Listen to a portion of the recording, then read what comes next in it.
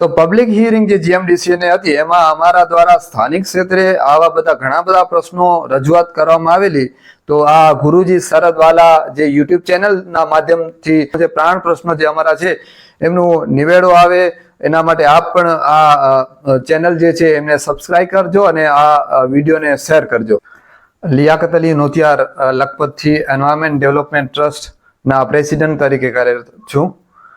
લખપત પુનરાજપુર ખાતે જીએમડીસી જે છે ગુજરાત મિનરલ ડેવલપમેન્ટ કોર્પોરેશન એમણે હમણાં જે લોક સુનાવણી થયેલી, લોક સુનાવણીમાં અહીંના સ્થાનિક તેમજ જે સ્થાનિક લોકો છે એમના દ્વારા વિવિધ પ્રશ્નો રજૂ કરવામાં આવ્યા. ખાસ કરીને રોજગારી ક્ષેત્રે તેમજ જમીનના જે મુદ્દાઓ હતા એ ઉપરાંત પર્યાવરણીય મુદ્દાઓ હતા એ બાબતે અનેક રજૂઆતો કરવામાં આવી.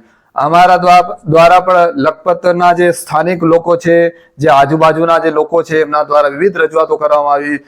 અમારી જે રજૂઆત હતી એમાં જે ઐતિહાસિક લખપત ગામે જે ઐતિહાસિક જૂનો ડેમ છે જેને બાગવાડા ડેમ તરીકે પણ કહેવામાં આવે છે, જ્યાં એવું કહેવામાં આવે છે કે જૂના વર્ષો પહેલા બાગ થતા હતા.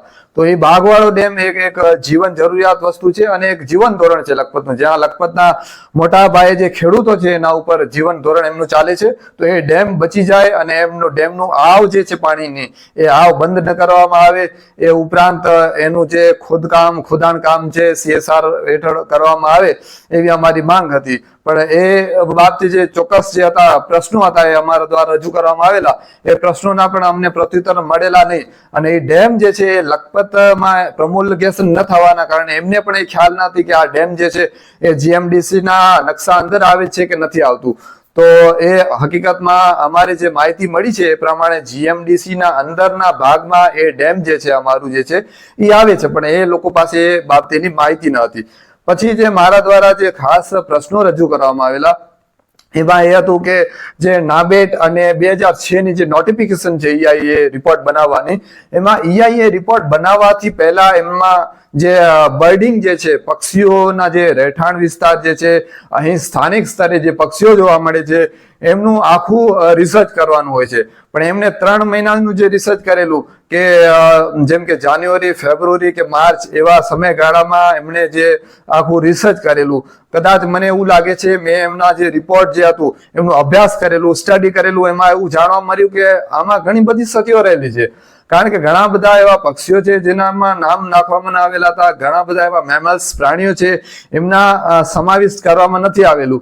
તો એ અમને જે જોયું હતું, જે જાણ્યું હતું, જે રિસર્ચ કરેલું હતું એ પ્રકારના પક્ષીઓના, કારણ કે એમાં ઘણા બધા એવા વીટિયર એક ફેમિલી છે, વાર્બલર છે, પછી આપણે સેન્ડ પાઇપર છે, એવા અનેક ઘણા પક્ષીઓ જે છે એક જાતિ છે. સેન્ડ પાઇપરમાં 4-5 જાતિના પક્ષીઓ આવે છે, વીટિયરમાં 4-5 જાતિના પક્ષીઓ આવે છે. તો એવા માઇગ્રેટરી પક્ષીઓ જે છે, કારણ કે માઇગ્રેટરીઓ છે, યાયાવર પક્ષીઓ જે છે બહાર દેશોથી આવે છે, એમનો સમયગાળો અહીંયાથી આવવાનું ઓગસ્ટ, સપ્ટેમ્બર, ઓક્ટોબર મહિનામાં એ પક્ષીઓ આવે છે. ત્યારબાદ એમને પેસેજ માઇગ્રેશન કહેવામાં આવે છે, જે ટૂંકા ગાળાના પક્ષીઓ. એ પેસેજ માઇગ્રેશનના જે પક્ષીઓ છે 3 થી 4 મહિના અહીંયા રોકાય છે અને પછી પાછા જતા રહે છે. ત્યારબાદ જે છે નવેમ્બર, ડિસેમ્બર, જાન્યુઆરી, ફેબ્રુઆરી જે 4 મહિનામાં લાંબા ગાળાના જે પક્ષીઓ જે છે, કોમન ક્રેન છે, પેલિકન છે, ફ્લેમિંગોસ છે, એવા પક્ષીઓ બહાર દેશથી, સાઇબેરિયા, કઝાકિસ્તાન દેશથી પક્ષીઓ આવતા હોય છે. તો એ લાંબા ગાળાના પક્ષીઓ છે. હવે એમને જે રિસર્ચ કરેલું છે એ તો રિસર્ચ કર્યું જાન્યુઆરી થી માર્ચ મહિનામાં, 3 મહિનામાં. તો એમને શી ખબર કે અહીંયા જે છે કે ઓગસ્ટ મહિનામાં પણ બીજા જે પક્ષીઓ જે છે એ અહીંયા આવે છે. તો એ જે પક્ષીઓના નામ હતા એમાં મેન્શન કરેલા ન હતા, એમાં અમે રજૂઆત કરેલી, એમના પાસે પ્રત્યુત્તર ખરેખર ન હતા. EIA રિપોર્ટ જે બનાવેલું હતું, જે વરદાન કરીને કોઈ કંપની હતી, એમાં મેં રિસર્ચ કરેલું. તો કોઈક સંદીપ સર કરીને માસ્ટર ઓફ સાયન્સ જે એમના જુઓલોજિસ્ટ કે જે બર્ડર હશે એમણે બધું બનાવેલું, તો એ ત્યાં ઉપસ્થિત ન હતા. તો એમના પણ જે પ્રત્યુત્તર હતા એ બરાબર આપી શકેલા નહીં. ત્યારબાદ અમારે જે રોજગારી ક્ષેત્રે પ્રશ્નો હતા તો એ પણ રજૂ કરવામાં આવ્યા સ્થાનિક સ્તરે, પણ એના પણ ચોક્કસ જે હતા એ પ્રત્યુત્તર મળેલા નહીં. તો અમારી ઘણી બધી એવી રજૂઆતો હતી. જીએમડીસી જે છે એ આવતી હશે અહીંયા તો એક જે સરકારી સાહસ છે ભલે આવે, અહીં રોજગારી મળશે, અમે આવકારીએ છીએ, પણ સાથે સાથે જે છે કે વર્ષોથી જે પાંદરોમાં પ્રોજેક્ટ ચાલતું હતું, ઉમરસરમાં ચાલી રહ્યું છે, ત્યાંના જે સ્થાનિક લોકો જે હતા એ મોટા ભાગે હું માનું છું કે 90% લોકો વિરોધ કરતા હતા. જો આપણે એમ સમજીએ કે કોઈ આપણા પાસે એક મહેમાન હોય કે કંપની હોય ઓલરેડી અહીંયા કામ કરતી હોય તો એમનું બેકગ્રાઉન્ડ સારું હોય તો એ લોકો બિલકુલ આવકારતા હોય, પણ અહીં એવું બન્યું કે જે વર્ષોથી અહીં કામ કરી રહી છે જે કંપની, એમના વિરુદ્ધમાં પાંદરો ગામથી બહુ મોટી પ્રમાણમાં લોકો જે વિરોધ કરી રહ્યા હતા, ઉમરસરમાં મોટા પ્રમાણમાં વિરોધ કરી રહ્યા હતા. તો આપણે ચોક્કસપણે એવું માની શકીએ કે લખપતના અમે સ્થાનિક છીએ, પુનરાજપુરના સ્થાનિક અમે છીએ, તો અમારે પણ આ બાબતે ચોક્કસ વિચારવું જોઈએ કે જે બહાર જ્યાં ઓલરેડી કંપની છે ત્યાંના લોકો વિરોધ કરી રહ્યા છે, તો લખપતમાં અને પુનરાજપુરમાં આ કંપની શું કામ કરશે અને શું સપોર્ટ કરશે. તો એ બાબતને લઈને અહીં લખપતના લોકો અને બૈયા પુનરાજપુરના લોકો ખાસ કરીને વિરોધ કરી રહ્યા હતા અને પોતાના હક માટે લડી રહ્યા હતા કે અમારે જે છે અમારે પોતાનું હક મળવું જોઈએ. ખેતીના જે જંત્રીના ભાવ છે એમણે રજૂઆત કરેલી તો એ પ્રમાણે સારા ભાવ મળવા જોઈએ. પછી CSR સામાજિક ઉત્તરદાયિત્વની જે પ્રવૃત્તિઓ છે એમાં અમારે લખપતની વાત કરું તો છેલ્લા 4-5 વર્ષથી અમે હાઈમાસ્ટ ટાવર અને સ્ટ્રીટ લાઇટ અંગેની રજૂઆત કરી છે, પણ અત્યાર સુધી જે છે આ જે રજૂઆત અમારી છે પરિપૂર્ણ કરવામાં નથી આવી. તો આટલું બધું જો સમય લાગતો હોય આપણે 2 લાખ રૂપિયા 3 લાખ રૂપિયાની ગ્રાન્ટ માટે અને આ કરોડો રૂપિયાનું ખનીજ જો આપણા વિસ્તારમાંથી GMDC લઈ જતી હોય તો ચોક્કસપણે એમણે અહીંયા સામાજિક ઉત્તરદાયિત્વ CSR ની કામગીરી બહુ સારી રીતે કરવી જોઈએ. પણ એ બાબતે એમની જે છે એક ઢીલી નીતિ છે અને બહુ સમજી લો કે કાચબાની સ્પીડથી કામ કરતા હોય એ પ્રમાણે લાગી રહ્યું છે. એટલા માટે જ અહીંના લોકો ખૂબ મોટા પ્રમાણમાં રજૂઆતો કરી રહ્યા હતા અને પબ્લિક હિયરિંગમાં પણ રજૂઆતો થઈ હતી અને આજ દિન સુધી પણ આ રજૂઆતો છે જ અને લોકો અહીં પોતાના હકો માટે ચોક્કસપણે લડશે. અને જો એમના દ્વારા પ્રત્યુત્તર બરાબર નહીં મળે અને કામ કરવામાં નહીં આવે તેમજ રોજગારી આપવામાં નહીં આવશે તો ચોક્કસ અહીંયાના લોકો ભલે કદાચ નિરીક્ષર હોય પણ સાથે સાથે અહીંયા સાક્ષરતા પણ છે, એજ્યુકેટેડ લોકો પણ છે જે ઉચ્ચ સ્તરે રજૂઆત કરી શકે છે અને લડી શકે છે. તો એ પોતાના હકો માટે, પોતાની રોજગારી માટે, પોતાના સારા અહીંયા બેનિફિટ મળે. ચોક્કસપણે જો કરોડોનું ખનીજ અહીંયાથી જતું હોય અમારા જ વિસ્તારમાં, અમારી જમીન આ ખનીજ પેટે સરકારને કરોડો રૂપિયા આપતી હોય તો અમે શા માટે પોતાના હકો માટે ન લડીએ. તો ચોક્કસપણે અહીંના લોકો પોતાના હકો માટે, પોતાની જે રજૂઆત છે એના માટે લડશે. અને ખાસ કરીને મારી જે છે GMDC ને પણ વિનંતી છે, સરકારી શાસને પણ વિનંતી છે કે અહીંના લોકોની જે માંગણીઓ છે એ પૂરી કરવામાં આવે. સાથે સાથે અમારા દ્વારા જે EIA રિપોર્ટ, જે આ તો ડ્રાફ્ટ રિપોર્ટ છે, ફાઇનલ રિપોર્ટ જે બને એમાં આ બધા મુદ્દાઓ જે છે પર્યાવરણીય, એક લોક સુનાવણી હતી, પર્યાવરણીય મુદ્દા પૂરા હકીકતમાં ગ્રાઉન્ડ લેવલે જે રિસર્ચ કરવામાં આવે એ રિસર્ચ કરી અને બધું એમાં મેન્શન કરી અને પછી જ ફાઇનલ રિપોર્ટ સબમિટ કરવામાં આવે. સાથે સાથે મારી એક ખાસ રજૂઆત પણ હતી કે જ્યારે ઉમરસરની ખાણ આવી ત્યારે ગ્રીન બેલ્ટ જે વિકસાવવાનું હતું એ લખપતમાં એમણે ગ્રીન બેલ્ટ વૃક્ષારોપણ કરી, પ્લાન્ટેશન કરીને વિકસાવ્યું હતું. આજે ત્યાં પ્લાન્ટેશનના નામે કોઈ વૃક્ષો નથી. કરોડો રૂપિયા હમણાં પણ જે એમણે કીધેલું કે વાઇલ્ડ લાઈફ કન્ઝર્વેશન પ્લાન અમે બનાવેલું છે ને 9 કરોડ રૂપિયા અમે એના માટે વાપરશું. તો આ 9 કરોડ રૂપિયા હકીકતમાં કામ થશે કે પછી આ કોઈ અધિકારીના ખિસ્સામાં જશે કે ફોરેસ્ટના જે અધિકારીઓના ખિસ્સામાં જાય? એના માટે પણ અમે ગંભીર રજૂઆત કરેલી કે આ એક ખૂબ ઇમ્પોર્ટન્ટ મુદ્દો છે અને આના જે આપને 9 કરોડ રૂપિયાનું કન્ઝર્વેશન પ્લાન છે એમાં હકીકતે કામ થવું જોઈએ. હકીકતે ગ્રીન બેલ્ટનું જે પ્લાન્ટેશન કરી વિકાસ કરવું જોઈએ. ખાલી પ્લાન્ટેશન કરવું કે આપણે આમ કહી નાખીએ કે 1 લાખ વૃક્ષો વાવ્યા તો વૃક્ષો વાવવામાંથી કોઈ નથી, મોટી વાત નથી. વૃક્ષો આજે પણ આપણે પ્લાન્ટેશન કરી શકાય છે, પણ મોટી વાત છે એને માવજત કરવી. તો અમારા દ્વારા એક ખાસ રજૂઆત કરવામાં આવી હતી કે લોંગ ટર્મ પ્લાનિંગ સાથે 10-15 વર્ષ આપ એવું પ્લાન કરો કે આમને આપણે પ્રાણી આપશું અને આપણે બરાબર ફેન્સિંગ કરીએ, આપણે એને બરાબર જાળવશું, ત્યારબાદ જ આવી પ્લાનિંગ સાથે પ્લાન્ટેશન થાય અને હકીકતમાં ગ્રીન બેલ્ટનો વિકાસ થાય. એ અમારી ખાસ માંગણી હતી. આરોગ્ય ક્ષેત્રે જે છે લખપત તાલુકો એક સરહદીય તાલુકો છે.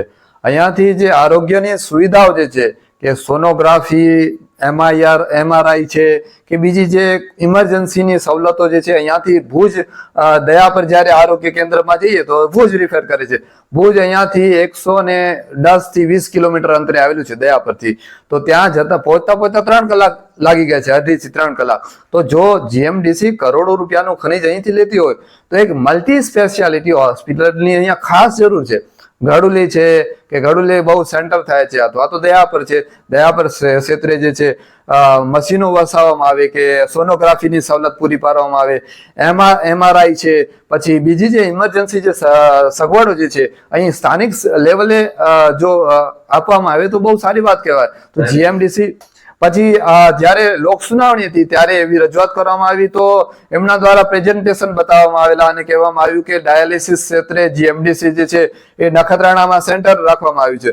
હવે નખત્રાણાની આજુબાજુ તો લખપત તો ખૂબ દૂર પડી જાય છે.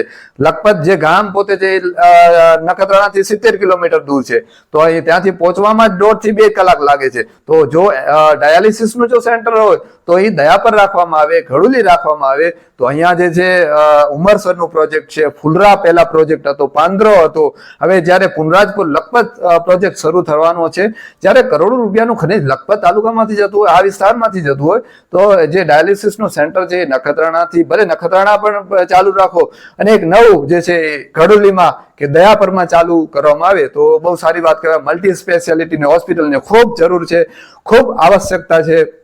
સાથે સાથે અહીંના દર્દીઓ ખૂબ મોટા પ્રમાણમાં હોય છે. ક્યારેક ન જોગે બનવા જોગે ક્યારેક પણ અકસ્માતો પણ થતા હોય તો ભુજ પેશન્ટ પહોંચે તો એમની હાલત ખૂબ ગંભીર બની જતી હોય છે, ક્યારેક મૃત્યુ પણ થતા હોય છે. તો આ ખૂબ જ એક મુદ્દો, જરૂરી મુદ્દો છે અને આ બાબતે CSR જે છે એમના દ્વારા એમને ખૂબ આ કામ કરવું જોઈએ અને એક સારી હોસ્પિટલ જે છે એ ઊભી કરવી જરૂરી છે. ગ્રીન બેલ્ટની જે હમણાં આપને વાત કરી કે જે ગ્રીન બેલ્ટ અહીંયા પુનરાજપુર લખપતમાં જે પ્રોજેક્ટ આવશે એમાં એક આખું વિકસાવવાનું એમનું પ્લાન છે.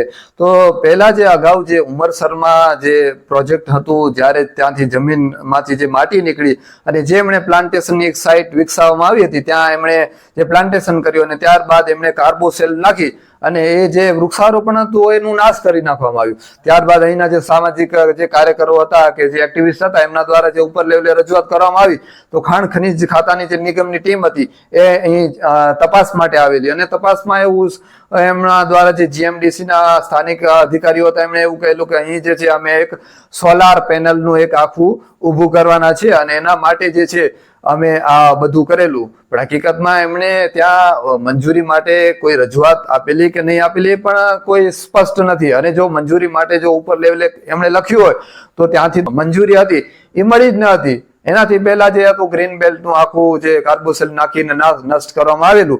તો અહીં જે કરોડો રૂપિયાના ખર્ચે ગ્રીન બેલ્ટ વિકસાવવાનું હોય, પ્લાન્ટેશન કરવાનું હોય, પ્લાન્ટેશન આપણે સારા કાર્ય માટે કરતા હોઈએ અને એક લોંગ ટર્મ સુધી ઝાડો આપણે અહીંયા જે પણ કંપની દ્વારા આવું કરવામાં આવે તો અહીં અમે શું અપેક્ષા રાખી શકીએ.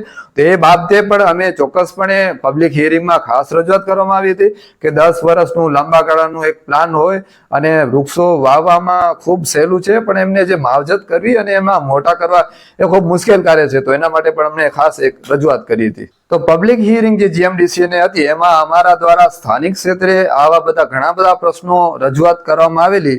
તો આ ગુરુજી શરદવાલા જે યુટ્યુબ ચેનલના માધ્યમથી ખૂબ એમનું પ્રચાર પ્રસાર થાય અને અમારા પ્રશ્નોનો નિવેડો આવે એવી અમારી અપીલ છે. તો ખાસ કરીને જે દર્શકો છે એમને પણ હું વિનંતી કરીશ કે આવા બધા જે પ્રશ્નો છે, પ્રાણ પ્રશ્નો જે અમારા છે એમનું નિવેડો આવે એના માટે આપ પણ આ ચેનલ જે છે એમને સબસ્ક્રાઇબ કરજો અને આ વિડીયોને શેર કરજો.